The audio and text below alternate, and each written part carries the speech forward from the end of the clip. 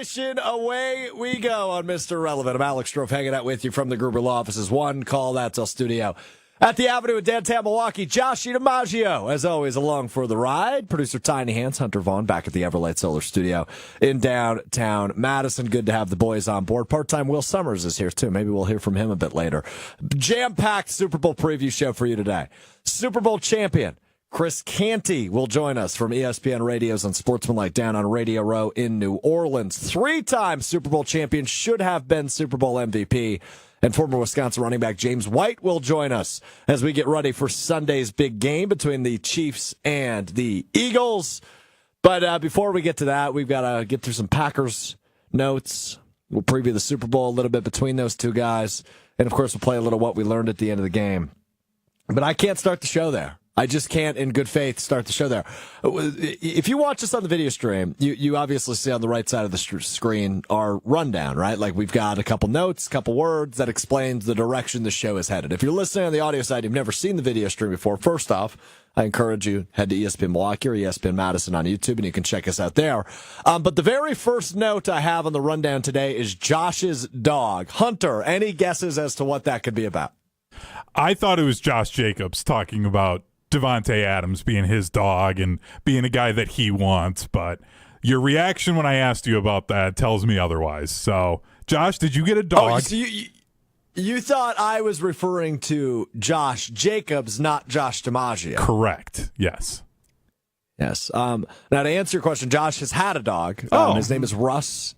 He's a golden retriever, right? Correct. Field golden. Very cute dog. Very energetic dog.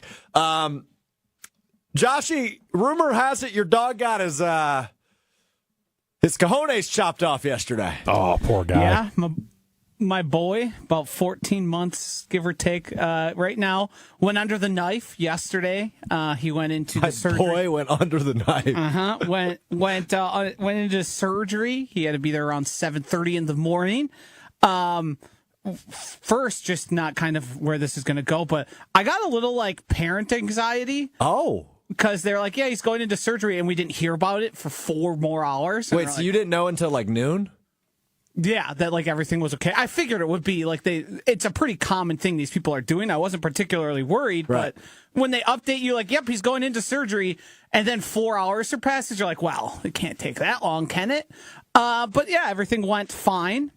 My boy was the first one released. My boy. Because when they do these surgeries, they do a whole bunch of them in a row, just kind of motor through them. There's different locations where this surgery team goes to. Sure. Mine just was the snip, first snip, one out. Snip, right in a row. Yeah, you got it, pal. You nailed it, Hunter. Mine was the first one out, and when they called us, the vet said, and I quote, yeah, he should be good to be picked up. It seems like he didn't even go through surgery today. And I said, well, that's my dog. Yeah, that's the one. So we went there, picked him up. He was still a little stoned because they're not supposed to get out till 4 or 5. I think the ketamine probably still had an effect on him because when we were at home, he would be laying down and then just get up and look at a corner of the room bug-eyed. And when you get a dog that goes through one of these surgeries, because where it's located, you need to keep them from jumping, keep them from running, stretching, things that will, possibly irritate the incision they have on their stomach. Well, my dog is none of those dogs. My dog, within the first couple hours of being home, jumped from the floor to the back of the couch. He started getting the zoomies when I took him out to go pee. He jumped onto the bed. And mind you, I'm pretty much 24/7 supervision. It's because he's on surgery. I thought, he's going to be in pain. They got the chop. This is the chop. This is the text I got last night from Josh DiMaggio. Can I read this? Yeah. I've got a dog that got his balls chopped out and is acting like nothing happened at all today. Just a madman. I could use a few brewskis. Yeah. Yes. That's my life. That's so good. I mean, imagine that happened to you. You go through surgery, you're under and you're like, hey. I'm not running around and jumping on things. No. That ain't happening. Famously, men get their snips done and sit on the couch with peas and watch March Madness. That's the most famous time for it. Not my dog. He said, what the hell? I'm ready to rock. We can't take him for a walk for 2 weeks. My dog walks 2 miles a day. What the hell am I going to do? I don't have a good answer for you, unfortunately. Oh, that's so good. It's so good. Well, shout out to Russ. Hope he feels better. Enjoy Goose, by the way. He hasn't felt bad a moment in his life. It's fair.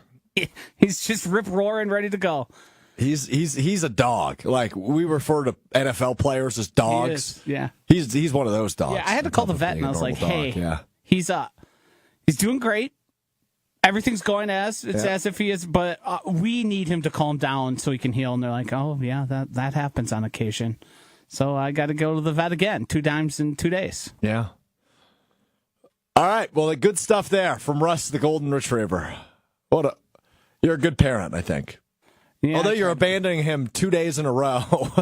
Well, this is a whole nother thing. I'm trying to be very helpful as much as I can because I'm going to be gone the next 2 days.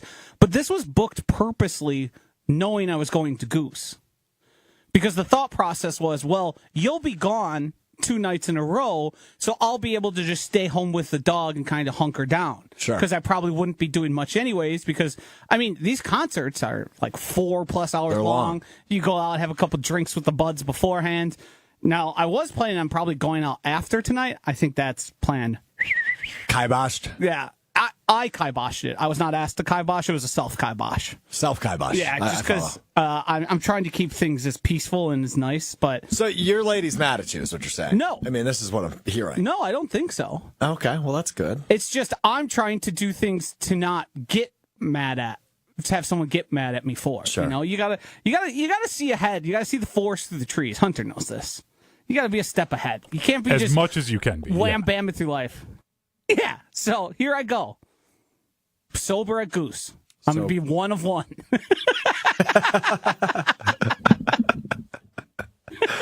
You will be the only, by far, including everybody on stage. Yes, 1,000%. You will be the only non-working person there that's stone cold sober. Yeah, and if you know anything about concert venues, many of those people working there aren't terribly sober themselves. Not always. No, that's true. Well, good. I hope you enjoy. I hope your dog's all right. That is just. You told me a little bit of that story this morning, and I just laughed hysterically. Little guy got his pear. He's a few ounces lighter, and man, he's acting like it. Swift as the wind, brother. I am speed. Damn straight. All right, let's get to this. Jordan Love reacting. Well, we got to actually set this up because we had a special edition radio show Wednesday with the Chris Middleton news, so we did not get to this Wednesday. But Josh Jacobs making his rounds on Radio Row Wednesday down in New Orleans and essentially say, hey, we need a real number 1 receiver. He doubled down on what he had to say yesterday, making some more rounds, saying, yeah, I mean, like, I just think we need a proven veteran, number 1 wide receiver in that room. I love our guys, right? I mean, that was essentially Jacobs' message, which was not taken too kindly to by guys like Dontavian Wicks and Jaden Reed. But Jordan Love now is in New Orleans the last 48 hours. And now he's getting asked about adding a number 1 wide receiver. Take a listen from Jordan Love, NFL Live on ESPN yesterday. How do you see this young group, and are there advantages in not having a number 1? Yeah, I mean, like you said, I think we have different guys that can play and do different things better than other guys. And I think we have a wide or a deep receiver room. Obviously, like you mentioned, Tucker Kraft. But I think we got a lot of guys that can grow into that role. And I think we're still young. We're still building this thing, and guys are still proving themselves. So, Josh, he made those comments. And, I'm always right for my guys. I love the guys we have. I always say, if you add good players to an already good offense, I think, you can make it a better team. So that Jordan Love on NFL Live can make it a better team. He went on to say something to the effect of, he was asked about T. Higgins. Well, that would tell the sky's the limit if you add a really good player to a really good offense. Now, Jordan Love, I got to give him credit, man. He is much more media trained than Josh Jacobs has been this week. Like, you can tell, I don't want to say they're canned answers, but like, somebody prepped Jordan Love that he's going to be asked about this, and he had the same answer down no matter who asked it, no matter what show he was on, no matter who he was talking to. He had the answer of, if you add a good player to a good offense, it's going to get better. Well, yeah, that makes sense. So Jordan Love dodging the bullets a little bit better than maybe Josh Jacobs did. The point of the fact, though, is that this has some legs now, that every reporter from national to local to to this show, to Kay Adams, to NFL Live, there is a real storyline that the Packers need to add a legitimate number one receiver. And while that was a thought towards the end of this past season when nobody really took that next step in that Packers receiver room, it feels very real now that Jordan Love is talking about it. Josh Jacobs is blatantly saying, hey, we need a number one receiver. So believe it or not, by the way, and I saw Wendell Ferreira tweeted this. Believe it or not, Davante Adams is still under contract with the New York Jets. I feel like we lose sight of that occasionally. Yeah, I think we can. They're not going to pay him $40 million. No. Are they going to release him, or are you going to need to trade him? That was the question. But also, you save $30 million and you try and trade me him for a third round pick. I go, ha! Good luck, pal. Have fun. It's fair. He's as good as a free agent as possible.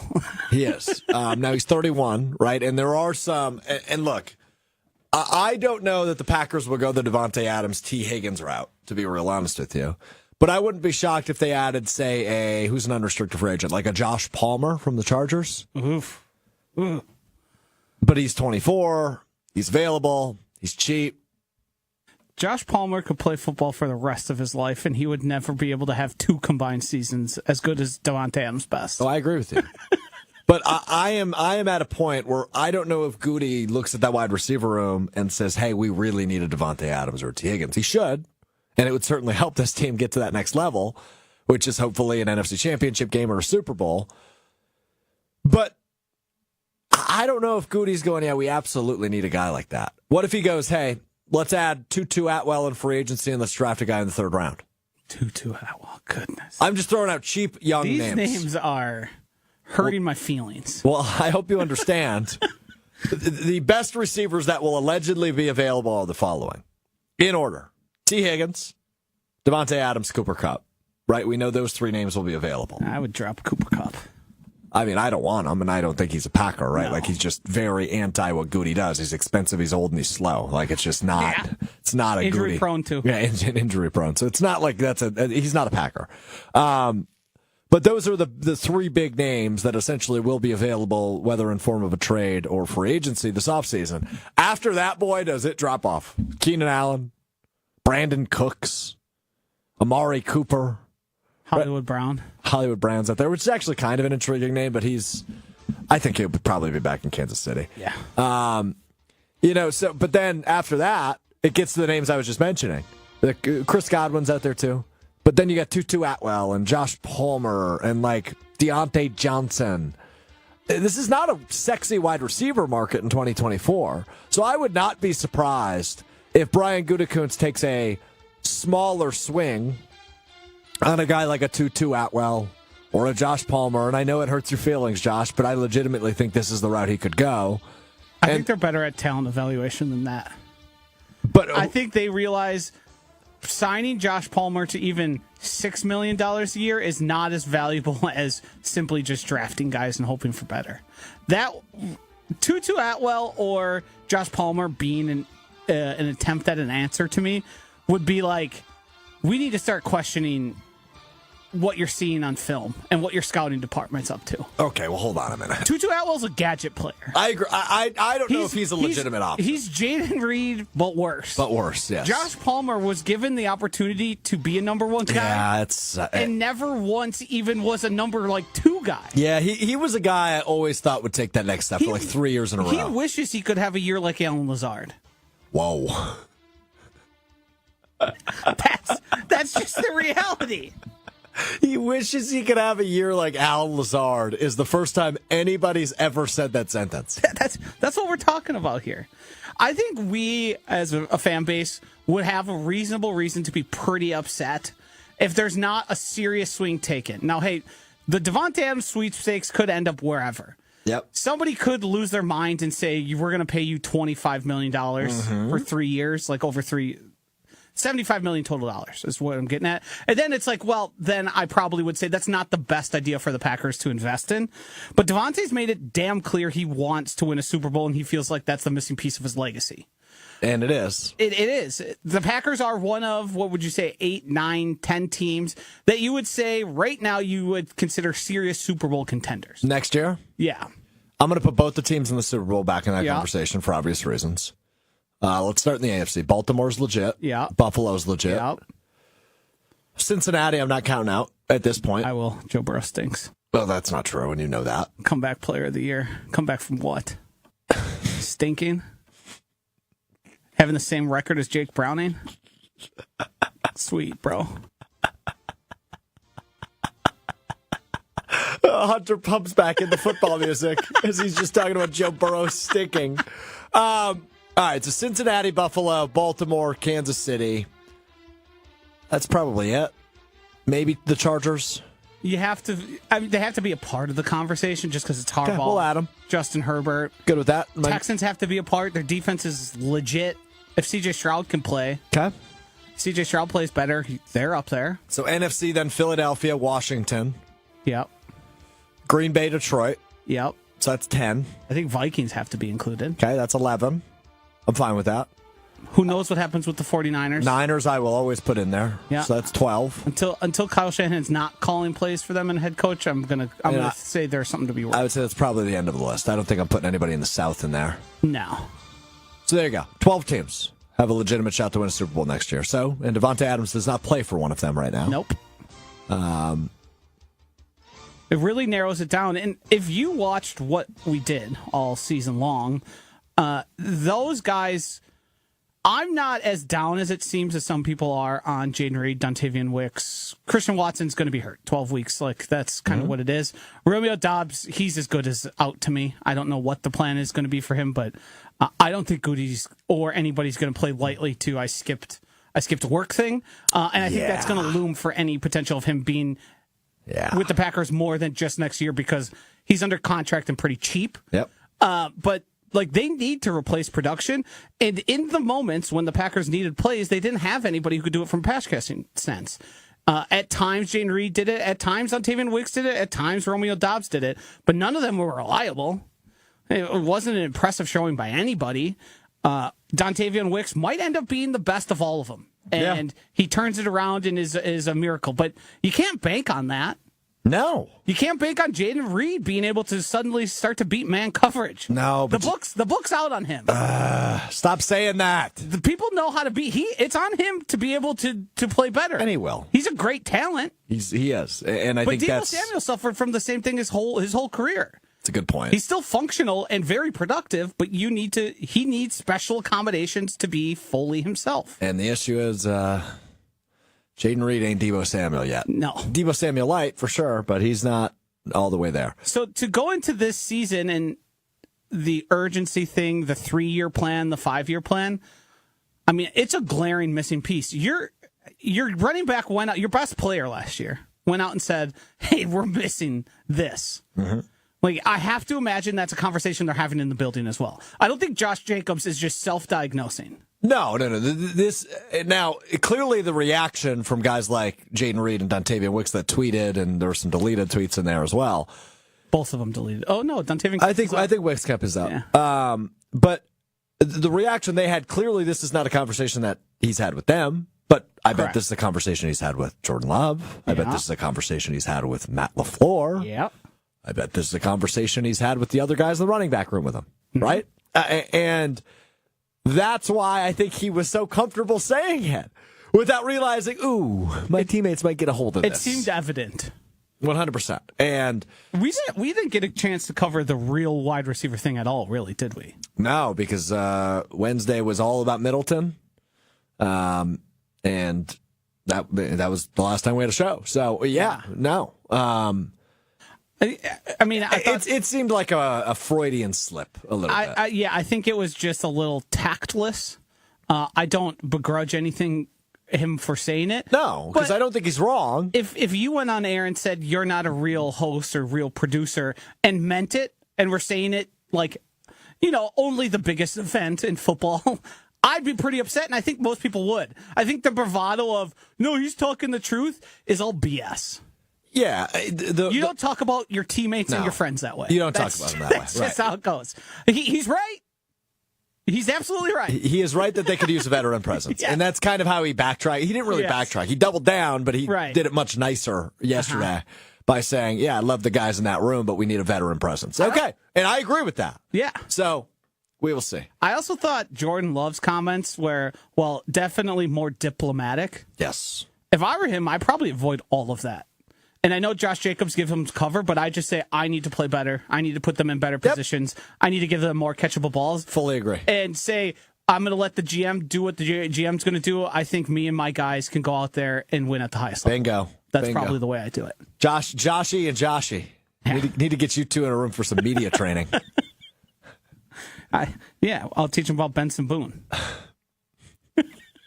Chris Canty won a Super Bowl with the New York Giants, played 11 years in the NFL with the Dallas Cowboys, the Giants, and the Baltimore Ravens. Now co-host on UnSportsmanLike, weekday mornings 5 to 9 Central on ESPN Radio with Evan Cohen and Michelle Smallman. Chris Canty, presented by GNC, joins us now from Radio Row in New Orleans. All right, joining me now, Super Bowl champ, the resident Super Bowl champ on ESPN Radio's UnSportsmanLike, weekdays from 5 to 9 Central on ESPN Radio. The great Chris Canty with me now. Chris, appreciate the time from Radio Row in New Orleans, presented by our friends at GNC. So what are we getting into this week, Chris? Is it jambalaya? What are we getting into food-wise down in New Orleans? Oh, we got a little bit of everything. We got the char-grilled oysters, the po' boys, jambalaya, crawfish etouffee, you name it, I'm going to have a little bit of it. I don't get down to the Gulf South as often as I would like, but while I'm here for Super Bowl week, I'm going to take full advantage. I see you've got your beads on, Canty. Do I need to ask how you got them? No, I didn't get them the traditional way, but when in Rome, do as, and the Mardi Gras beads this time of year is just a part of the culture, so I'm going to lean all the way in. Is this your first Radio Row as a media member? Obviously, you had to go through it as a player, and we'll get to that in a little bit later, but is this the first time you've experienced it as a radio host? No, so I've actually done a couple of Super Bowls. This is the first time that I've come down as a part of a show. This is our first big road trip for UnSportsmanLike on ESPN Radio, 6 to 10 Eastern on ESPN2, ESPNU, and, of course, SiriusXM Radio. But listen, it is awesome to be a part of Super Bowl week. It's like a big reunion, a big get together from past and present players. And so when you get down here during Super Bowl week, you have a chance to run into so many faces that you haven't seen for years. And it's just this big party. It reminds you of how special it is to be a part of the NFL brotherhood. And so I love being a part of this week as a player, but also as a media member and being a part of the ESPN family here on Media Row. Well, dude, as I was going through some of the teams you played for and some of the coaching staffs that you were associated with, it's crazy to see the amount of head coaches that you've worked with, right? Like on the offensive side of the football, you have names like Freddie Kitchens, etc. But on the defensive side of the football specifically, Chris, at some point in your career, you worked with guys like Todd Bowles, who's now the head coach at Tampa Bay, Mike Zimmer, who's the recently at least rumored to be a retired defensive coordinator, obviously former Vikings head coach, and the guy that is leading the charge for the Chiefs defense, Spags, was their secondary coach during your time in Baltimore. What makes working with guys like that so special? What makes guys like that special? Because you've worked with tons of them, whether indirectly or directly during your time in the league. Well, here's the thing. If you want to elevate your game and you want to be the best, you have to work with the best. And I was intentional when it came to choosing the places that I wanted to play, to not only be around great players, but to be around great coaches. And so having the privilege of being drafted to the Dallas Cowboys was awesome. But then when I became choosing the New York Giants under Tom Coughlin, knowing what that coaching staff was, choosing the Baltimore Ravens with John Harbaugh, knowing what that coaching staff was, those were things that I was intentional about, because when you're around good coaches, they find a way to bring out the best in you. And as Tom Coughlin always put it, coaching is making men do what they don't want to do so they can become what they want to become. And I can say that about every single one of the coaches that I had the privilege of playing for on the defensive side of the ball.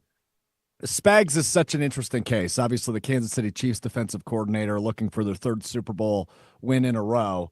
I know he coached the secondary. No offense, Chris. I know you were more in the trenches than in the defensive backfield, but obviously you got to work with him at least a little bit. What makes him? Oh, absolutely. And to have the chance to talk football philosophy Like, Right. that's the great part of being around so many great coaches. You have conversations in the cafeteria, you have conversations on the football field, you have conversations on the road trips, and just have a chance to talk ball. And one of the things that I really appreciate about Spags is that not only does he believe in putting his players in the best situations on a down-to-down basis, but he also understands the chess match and being able to set up calls for the most opportune time to have maximum impact. I go back to the AFC Championship game, that 4th and 5. He brings that corner blitz. It completely throws off the play. And if you listen to the offensive lineman for the Buffalo Bills, they talked about all game long Spags showing that look but not bringing that blitz. They slid their protection on that play away from the corner that Spags sent on the blitz because they didn't think he was coming. And that just shows you Spags is on another level when it comes to sequencing and play calling. We usually think about setting up plays from an offensive perspective. Maybe a coordinator wants to bring out this trick play, this flea flicker, this reverse, this throwback, to maximize the impact that it can have and swing the momentum of the game. But Spags does that on the defensive end, right? And rarely do you see defensive coordinators being so proactive in that way. And I think that's why Spags is the most decorated defensive coordinator that we've ever seen in the National Football League. How do you slow down Saquon Barkley, Chris Canty? Is that possible? Is it possible to slow down a guy that's done what he's done this year? Because Spags in that Chiefs defense has been phenomenal. But how in the world do you slow down a guy like Saquon Barkley who's gone absolutely bananas this season? I will say it to you like my former defensive line coach and now Tampa defensive coordinator Casey Rogers would say.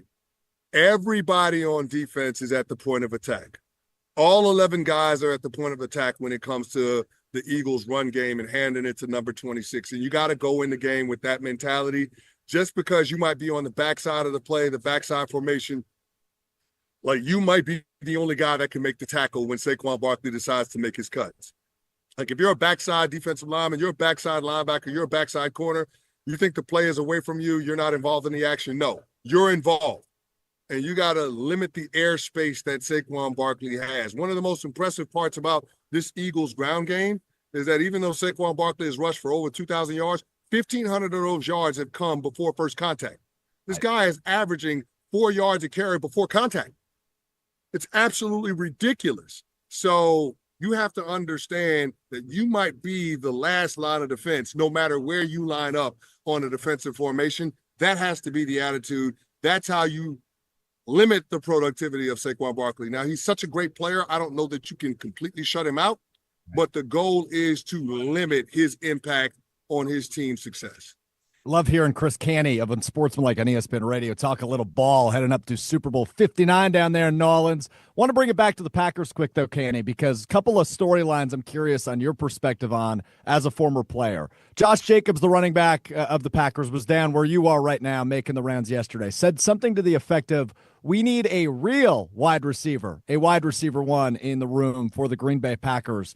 And some of the receivers in the room right now not taking too kindly to that accidental, it seems, criticism from Josh Jacobs. If one of your former teammates, let's just throw a random one. How about your boy Spears, who you played with right now at ESPN? What if he was to say, yeah, we need a real D tackle? How would you respond to that? Well, I wouldn't take too kindly to it, but here's the thing. Knowing what I know about Josh Jacobs and his story, if he's saying something like that publicly, I'm pretty sure he's told those guys privately. So any kind of criticism or any slight that he might have had through his comments yesterday on Media Row, I'm pretty sure that he's expressed that to his teammates in terms of being able to want more from them at that position.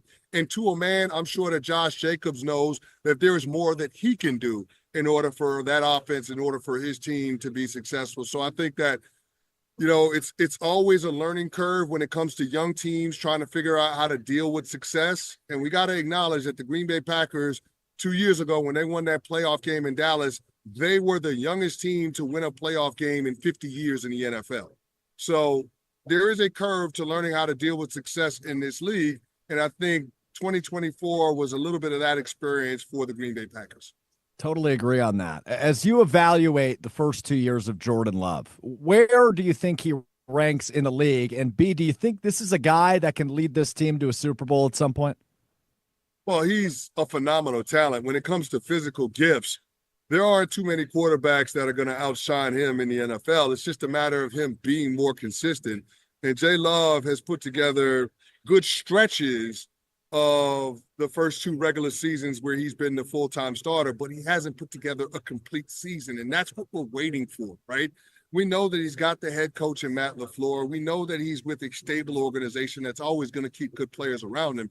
It's just a matter of him being more consistent in terms of his approach and his overall development. So, I mean, this is going to be a pivotal year for him. They rewarded him. They paid him like a franchise quarterback. Now it's time for him to deliver with being more consistent. Now, the injuries early on derailed him somewhat, but that's not really an excuse. Nobody wants to hear about the injuries as to why the team can't be successful. It's going to be about making sure that he's more consistent in his approach. We all know he's got the talent to be one of the best quarterbacks in this league. It's just a matter of him being consistent week to week, game to game. I want to play a quick game. We'll rapid fire these. Canty connections. You've played with a million people, Chris, and a lot of them have Wisconsin ties. Just want to touch on 2 in specific. Number 1, your rookie year and your second year in Dallas, there was this veteran guard by the name of Marco Rivera. How were those matchups in the early time in Chris Canty's career? Well, the key about Marco Rivera, if you were going to try to beat him, you couldn't let him get his hands on you because he had the strongest damn hands. I mean, you talking about grown man strength? That was Marco Rivera. Now, you could try to out-athlete him, get him in space, but if he could ever get his hands on you, you were going to have some problems. But he was a great teammate, a great offensive lineman for many, many years in the National Football League. Really, really consider it an honor to be able to call that guy a former teammate of mine. And in New York, you played with a guy by the name as a tight end of Travis Beckham. I played in a charity basketball game with him last year. That dude can still move, Chris. Any Travis Beckham stories, the former Wisconsin Badger? Oh, yeah. T. Beckham was awesome, especially in 2011 on our Super Bowl run. And, of course, he gets hurt the big game. But I wish I could have seen the end of that movie in terms of a fully healthy Travis Beckham and what his NFL career would have been like. But also, I think he's one of those tight end types that was ahead of his time. A guy that could be a receiver-like traits in a tight end's body, If he came along a half a decade later, I think that Travis Beckham would have been a bigger deal in terms of productivity and impact in the National Football League. But he had a huge impact on my career. Obviously, he was a key part of our championship team in 2011. And he was a consummate professional and a great teammate. Overall, just a great guy. Awesome stuff. Canty, appreciate the time. Always love hearing you talk ball. Brought to you by GNC down at Radio Row. Tell us about your friends over at GNC. Well, GNC has been perfecting nutrition for 90 years. And listen, they got it down to a science. It's not just a department. It's a whole freaking store. I mean, they're going to help you sculpt that revenge body. They're going to make sure that you reach all of your fitness goals. I believe that health is wealth, and the best place to go to enhance your quality of life in that regard is GNC. Go to gnc.com or visit your local GNC store. I know I will. That's how I make sure I stay in peak condition. He's a Super Bowl champ. He's the co-host of UnSportsmanLike mornings on ESPN Radio. Canty, appreciate the time as always, my man. We'll see you at the draft up in Green Bay in a couple months. All right, looking forward to it. That the great Chris Canty and Sportsmanlike on ESPN Radio, weekday mornings from 5 to 9 Central, 6 to 10 Eastern, Sirius XM Channel 80.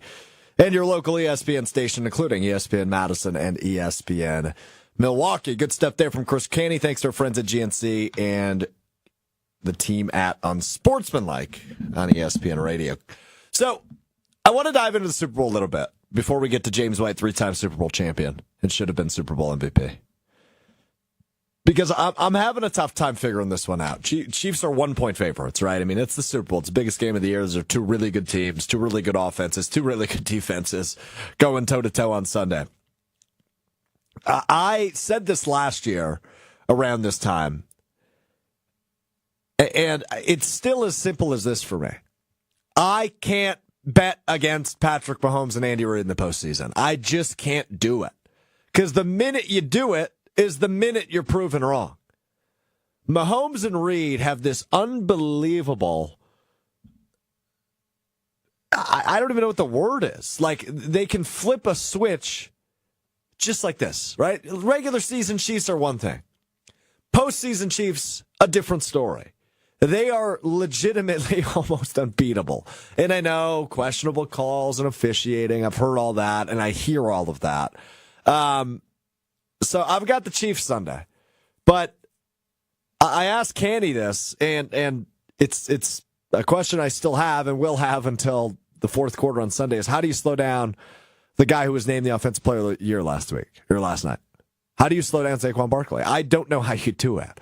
So the 1-2 punch of Hurts and Saquon is so tough to stop, so tough to slow down. I think this is going to be a really good Super Bowl, though. You know, I know we were disappointed we didn't get like Bills and Commanders or Bills Lions or something that was a little bit different than what we've had past years. We just had the Super Bowl 2 years ago.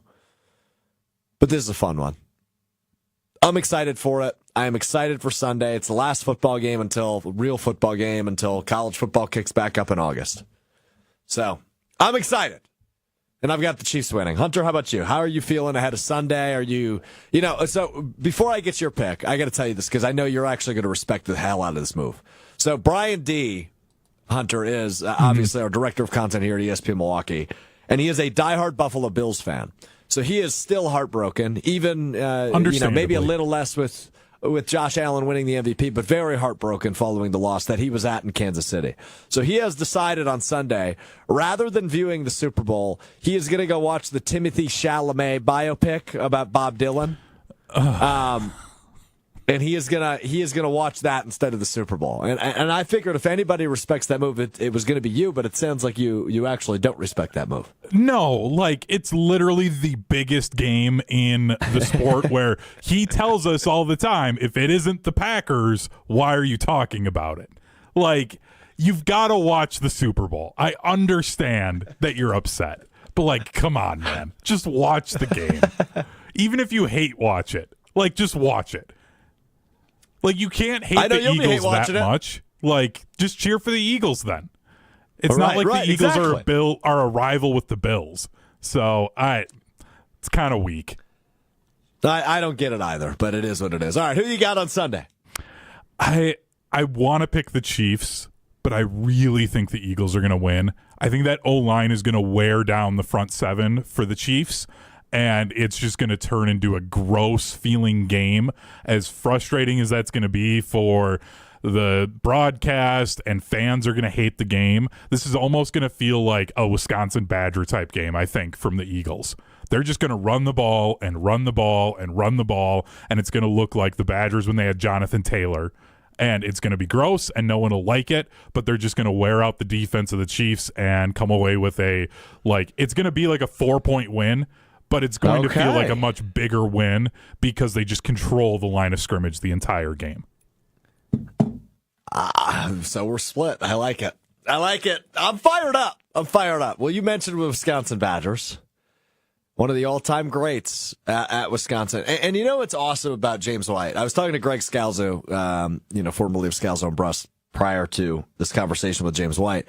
He's like, Strouf, something about James White people don't realize is that guy was a third down back his entire life, right? Like, he was Giovanni Bernard's backup in high school. He was Clay, then Ball, then Gordon's backup at Wisconsin. And then he was never really the featured back during his time in New England. And I was like, oh my goodness, you're right. Like, he's never really been the lead horse, which is kind of fascinating about him. Yeah, and what's crazy with that too is the fact that I remember when the Badgers had John Clay, and then James came in as a freshman, and they brought him in because they're like, no, we need this guy, we need him a part of the offense. Yeah, still third down back. Like, he was that good that they redshirted other guys in front of him so they could get him on the field. Still just the third down. Isn't that fascinating? Yeah. It's just fascinating. And typically in college football, right? Okay, younger back who's the backup to a senior, he'll be the feature back going forward.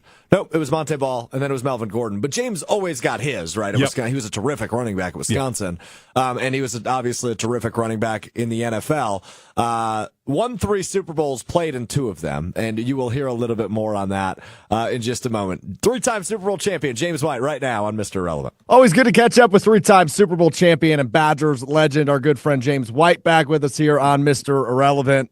Of course, ahead of Super Bowl week. Always good to catch up with James. What's up, James? How you been? Doing well, Alex, man. Appreciate you having me back on.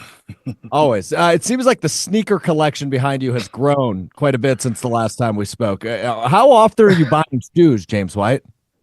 I buy shoes less often than, when I was playing. Actually, the sneaker collection has started to dwindle down. I've been, trying to sell some off. So trying to, manage the shoe collection a little bit more than what I have.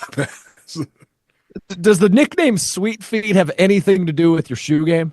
Oh yeah, it has many meanings. It's on the football field, off the football field, when it comes to shoes, and then I love sweets too. So got a sweet tooth, so that it all correlates. What's on the Mount Rushmore of sweets? Strawberry ice cream is definitely in there. Okay. Apple pie is definitely in there. Red velvet cakes in there. Okay. It's quite a few things, not gonna lie. I like it. I like it. Chiefs Eagles. I feel like we've talked about this matchup before, probably because we did 2 years ago.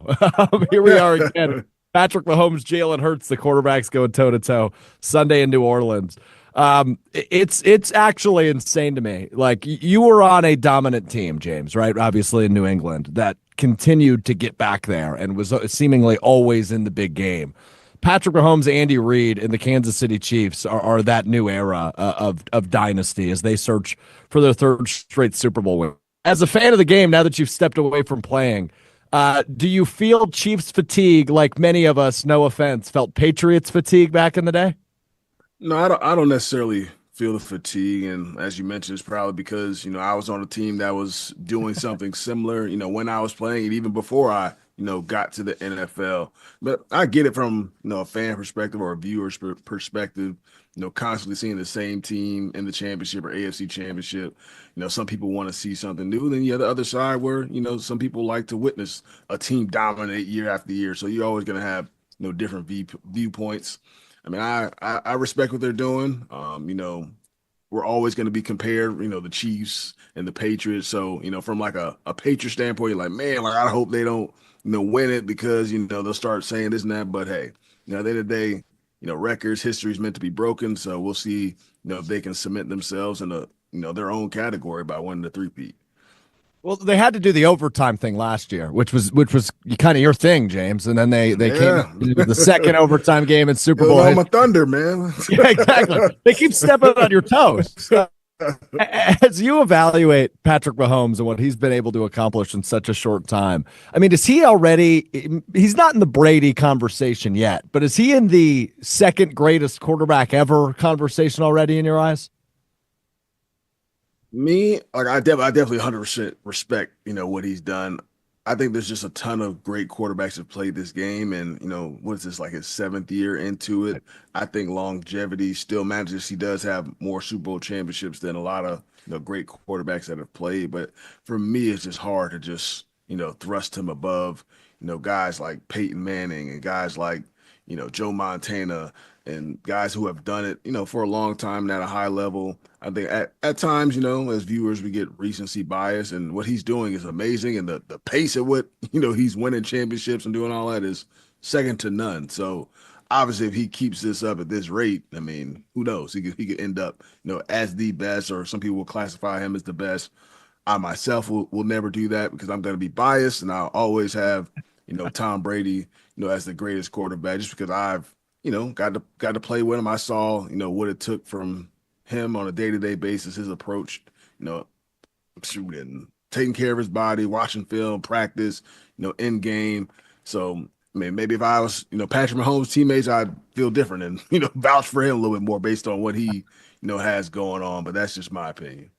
Yeah, that's fair. And, on the other side, Saquon Barkley, I think the last time you and I talked was last offseason as we were heading into free agency and all these running backs were not getting paid by the teams they were drafted by. And boy, has that narrative changed in a year, right? What Saquon Barkley's done, what Josh Jacobs was able to do in Green Bay, and a bunch of other names that just had huge years. As you see what Saquon's been able to accomplish in Philadelphia, being named the Offensive Player of the Year last night, pretty good for running backs overall, I would imagine, is your perspective. No, it's awesome to see for a position that gets written off or has been getting written off over the last, several years, probably like the last 10 years or so, as far as, what those guys, should be getting paid.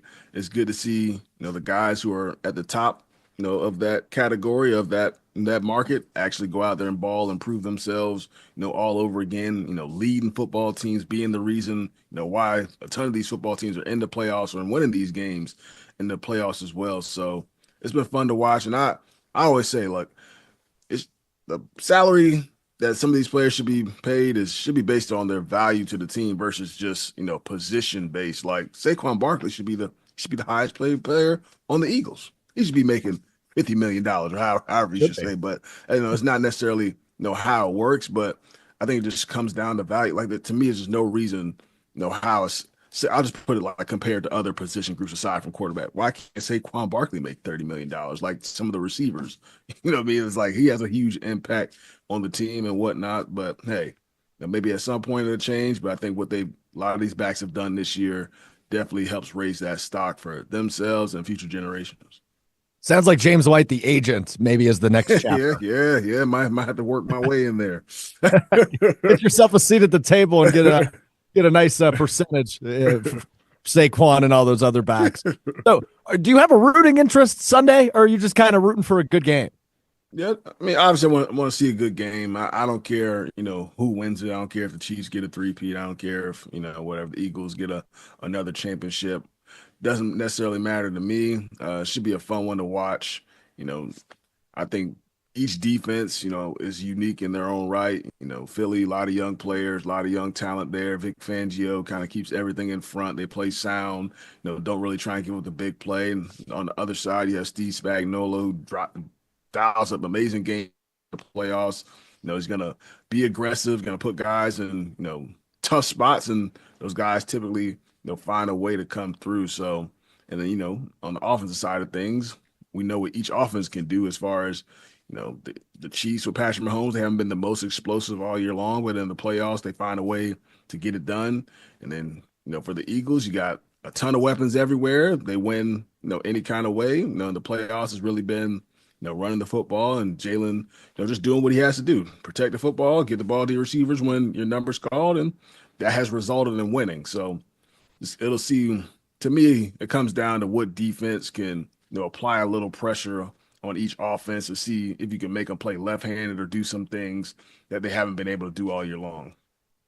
Last thing on the Super Bowl for James White, three-time Super Bowl champ with me here on Mr. Irrelevant.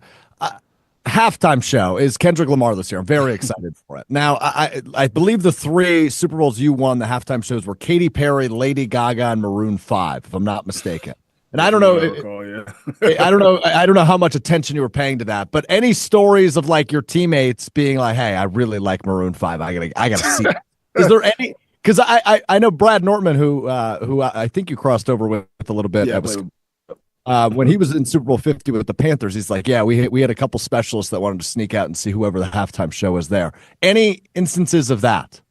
Oh, it's a funny story. Like my rookie year. Wasn't playing the Super Bowl, didn't play pretty much all year long except for 3 games. The rule for the inactive players and guys that weren't playing the game, who weren't allowed in the locker room at halftime. So really? Yeah, so we had to stay out on the field, on the sideline. So we got to watch Katy Perry right there from the sideline, right live and in person. So yeah, I got my one experience of being that close to a halftime performance. Yeah, it was definitely a sick feeling, not being in the locker room with your teammates, but that was Bill's rule. Hey, and then I got to experience that. That is incredibly strange. That was Bill's rule. That was not an NFL rule. No, but that's just Bill's rule. Yeah, man. Hey, you don't want anybody, not necessarily focusing on the game, distracting, guys who are supposed to be locked in and trying to make some quick adjustments going into the second half. So you're out there dancing with the left shark to California girls rather than game planning with Bill and PB. Yeah, Eye of the Tiger, all that good stuff. Listening to it right in person. So yeah, definitely a unique story. Like I said, that'd be probably the one time I ever get to do that. So that kind of is what it is. That's fantastic. Let's flip over to the Badgers quick because coming off of a disappointing year, right? 5-7 finish. The bowl streak is snapped this season, and obviously, right, quarterback injuries, a ton of other things went wrong, but ultimately fell short of that 6-win mark. Coming off of a year like that, after breaking what was one of the longest streaks in the country in terms of bowl eligibility, what's a feeling of an alumni like yourself? Well, it's definitely not great. You want to see, the program thriving. You wanted to see it, doing better than even when you were there. And I know they've been going through transition over the last couple of years, and this year's going to be extremely tough. Once again, a very, very tough schedule. A lot of good football teams that we're going to have to go up against. But why wouldn't you want to have it any other way? That's how you really figure out, who you are. You got to go up against the best. So I know they've been trying to make some changes, figure out, what guys can stick and, fit what they're trying to do. I think it's all about continuity. The more guys, which is hard in college football these days, the more guys they can, get in as really true freshmen and retain those guys for the 3 to 4 years, I think the better off, they will be. But it's just so tough, in this era, especially find a quarterback, trying to keep a young quarterback. He's trying to compete with a junior. He doesn't win the job, well, he's probably going to transfer because he may get another opportunity somewhere else. So I think it first starts with finding a young quarterback, which I know they have Carter Smith, and they had a couple guys, young guys transfer in. So we'll see, when it comes to that. And I think that's the most important thing. I think, this talent sprinkled, all around the roster. It's just all about those guys coming together and competing. Are you glad you played in the era you did? Obviously, a lot less money goes your way when you're not playing in the NIL era, but also a lot more continuity, lot less turnover year to year in terms of roster. I imagine you're very happy you played when you did, despite the fact you weren't pocketing, say, 200, 300K a year. I guess that's there's some give and take to both, For sure.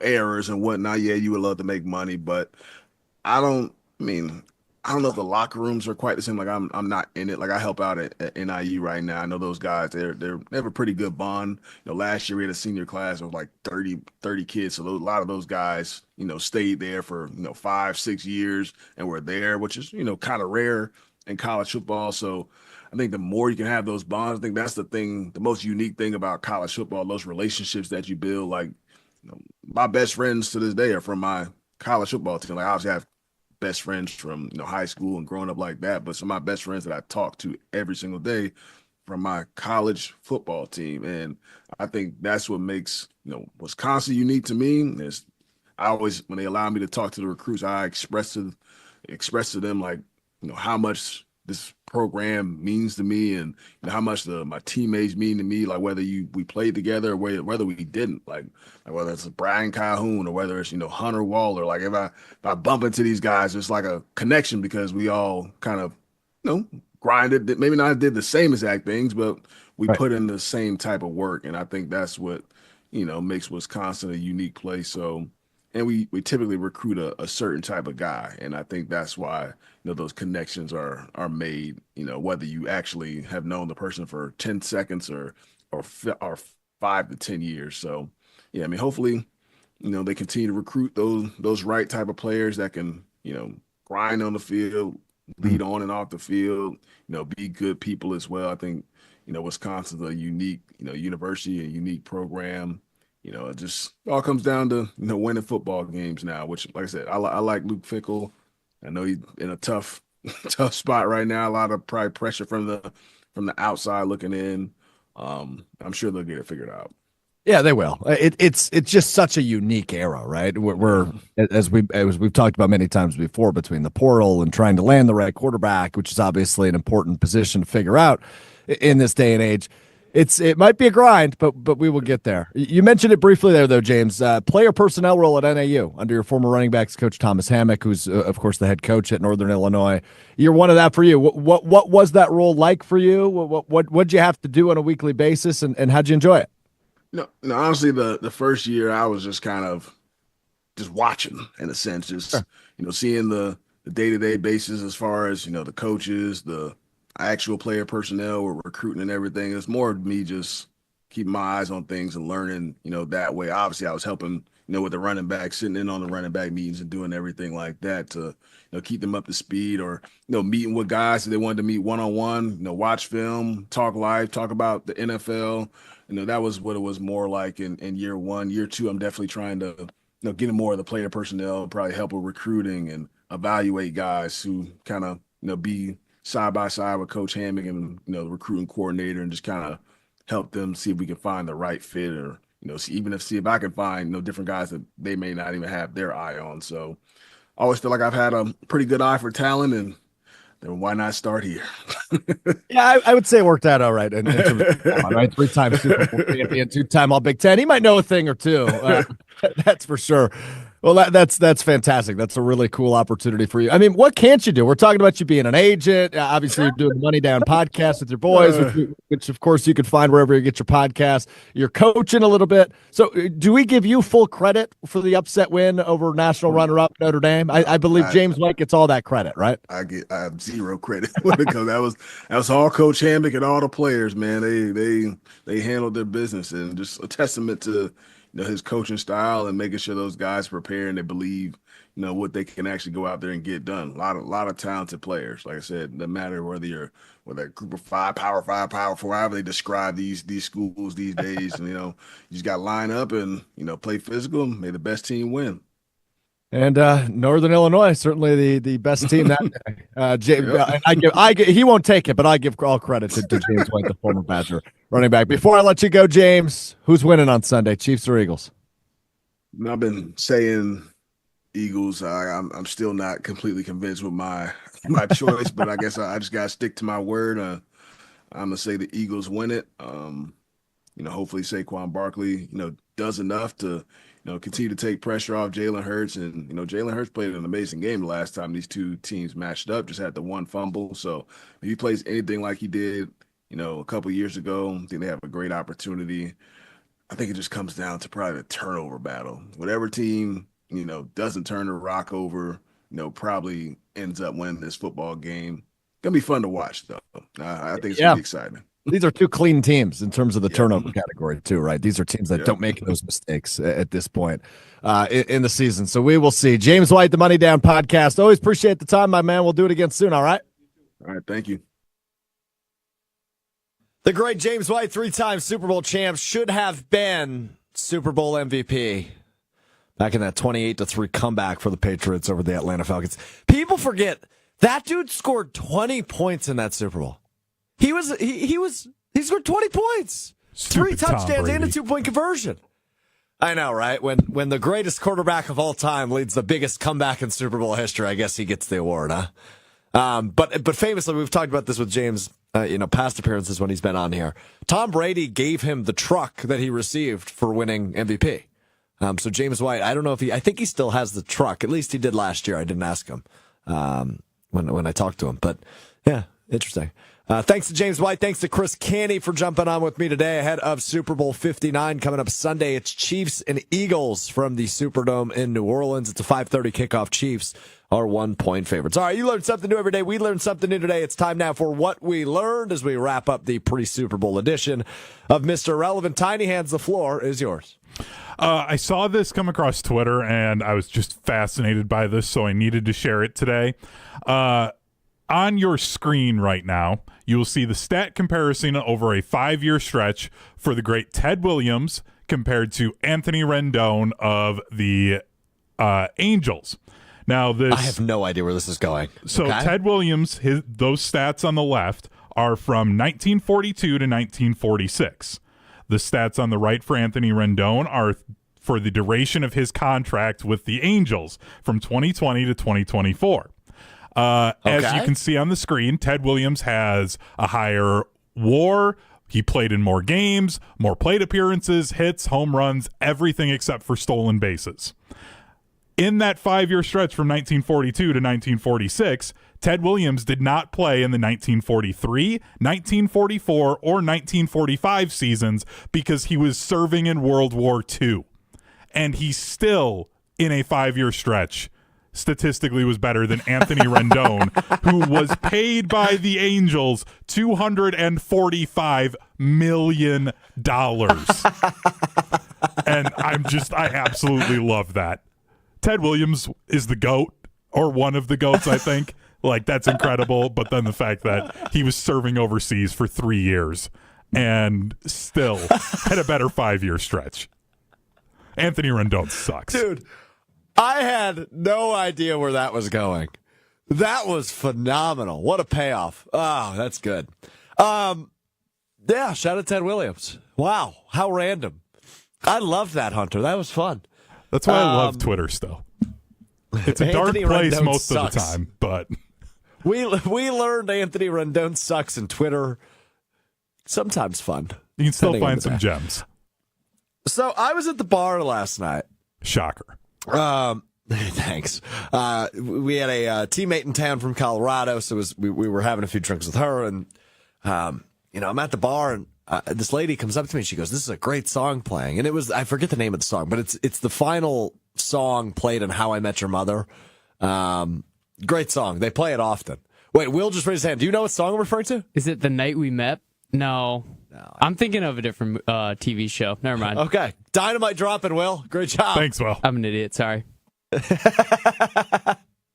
No, it is not The Night We Met. But anyway, I noticed this very thick accent. So it turns out she's in Milwaukee for work from Scotland. And she goes, "Yeah, America's been great. Wisconsin's been great other than how cold it's been. But I'm having a real hard time figuring out this driving thing." I was like, "Yeah, what do you mean?" She goes, "Well, in Scotland, we drive on the left side of the road, and our steering wheel is on the right side of the car. Everything is reverse here." And I go, "Do you have a driver's license?" She goes, "In Scotland." I go, "Can you use that in America?" She goes, "I think so." And I guess I haven't Googled it, so I'm gonna go. Do you need a U.S. I'm pretty sure you need a U.S. driver's license to operate a vehicle in the U.S., don't you? I don't know, because I feel like you could rent a car. Because, like, I think about a show like Amazing Race. They go through all those countries, and they have to drive in them, and they don't have a driver's license in all those countries. So I don't think you need. I'm looking it up. Depending on the U.S. states you visit, you may need an international driving permit, which you might have, I guess. But okay. But I was fascinated to learn that you don't necessarily need a United States, because she said she rented a car, so she must have had the right paperwork. I was floored by that. I was so fascinated by that. Which then also makes me even more nervous to go to, like, touristy places. Like, I don't want people, like, I'm nervous enough when I have to drive a lot of places. And now that I know that, like, people aren't properly, like, able to drive in the U.S., that's terrifying. You've just made my anxiety worse. Thank you. All right. Good. I'm happy I can do that prior to the weekend. Well, that will do it for us. The big thanks again to Chris Canty of ESPN Radio's UnSportsmanLike and James White of the Money Down Podcast, both Super Bowl champions, previewing the Super Bowl a little bit with me today. Hope you enjoyed. A little bit more conversational today than we typically are, but I figured ahead of the Super Bowl, let's have a few people on that know a thing or two about winning Super Bowls, and enjoyed the conversation with Chris Canty and James White. Thanks to Hunter. Thanks to Joshy. Thanks to Will Summers for hanging out with me today. We're back with you Monday, beginning at 12:30 Central, ESPN Madison, ESPN Milwaukee on YouTube, as well as Apple Podcasts, Spotify, wherever you get your podcasts. Make sure you rate us 4 stars, not 5, on Spotify and Apple Podcasts, and click subscribe wherever you get your podcasts. Been good to see some of those 4-star reviews rolling in, so keep those coming if you're not already subscribed to us on Apple Podcasts and Spotify. We'll talk to you on Monday. Enjoy the Super Bowl. Enjoy the weekend. Be safe. Be smart. Have some fun, would you? We'll talk to you Monday. Peace.